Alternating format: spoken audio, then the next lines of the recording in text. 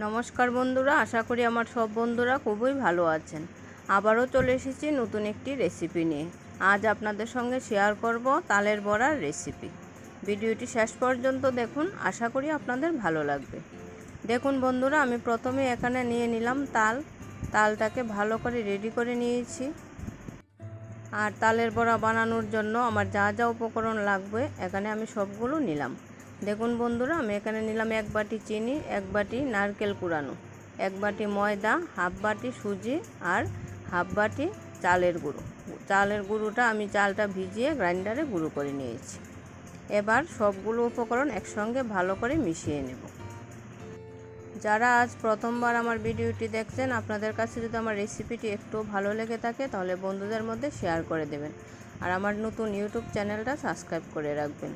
পাশে থাকা বেল বাটনটি প্রেস করে রাখবেন, তাহলে পরবর্তী ভিডিওর নোটিফিকেশন সবার আগে পৌঁছে যাবে আপনার কাছে। যখনই কোনো নতুন ভিডিও আপলোড করব সবার আগে আপনি দেখতে পারবেন। ধন্যবাদ। আর যারা পেজ থেকে আমার ভিডিওটি দেখছেন, আপনাদের কাছে যদি আমার রেসিপিটি ভালো লেগে থাকে তাহলে বন্ধুদের মধ্যে শেয়ার করে দেবেন আর আমার পেজটা ফলো করে রাখবেন এবং পাশে থাকবেন। ধন্যবাদ।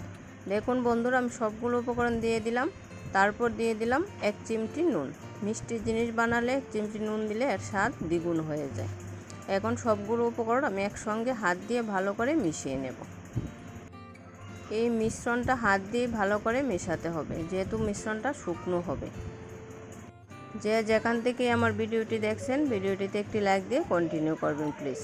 আর আমার আজকের রেসিপিটি আপনাদের কেমন লাগলো একটা কমেন্ট করে অবশ্যই জানাবেন। ধন্যবাদ। দেখুন বন্ধুরা, আমার মিশ্রণটা তৈরি করে নিলাম। এবার কড়াইতে তেল দিয়ে বসিয়ে দিলাম।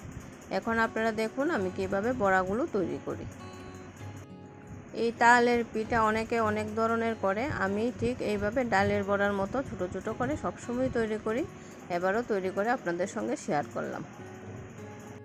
আপনারা যদি এভাবে না খেয়ে থাকেন তাহলে অবশ্যই ট্রাই করবেন, আশা করি আপনাদের ভালো লাগবে। আমার এই ছোট্ট ভিডিওটা সবটা সম্পূর্ণ দেখবেন প্লিজ। আমাকে একটু সহযোগিতা করবেন সবাই।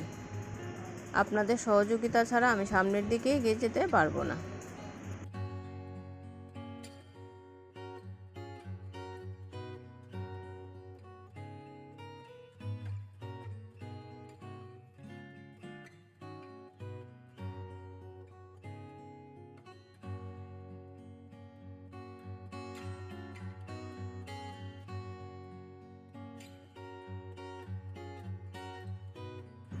দেখুন বন্ধুরা, আমি এভাবে সবগুলো বড়া ভেজে নিলাম।